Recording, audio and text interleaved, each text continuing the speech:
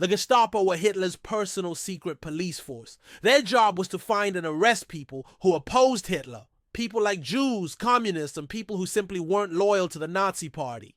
But how did they do this? Well, first they would get a warrant from a judge, which would then allow them to search a person's house or a place of business. If they found anything that they deemed illegal, then they would arrest the person and take them to one of these places. Now, these places were basically like concentration camps where people could be sent for questioning. And if the Gestapo didn't like your answers, well, then you might end up getting sent to one of these. And that's why so many people ended up in these places, because they didn't know what the Gestapo wanted from them. The Gestapo were a secretive organization, but we now know a lot about them, thanks to a guy named Himmler. He was the head of the Gestapo, and he was responsible for a lot of the atrocities committed by the secret police. And he did all of this with Hitler's approval, but not necessarily Hitler's direct orders. You see, Hitler liked to keep his hands clean. He would tell Himmler to do whatever it took to get rid of his enemies, and Himmler took that very seriously. He created a vast network of informants and spies who would report to the Gestapo if they heard of any crimes against the state.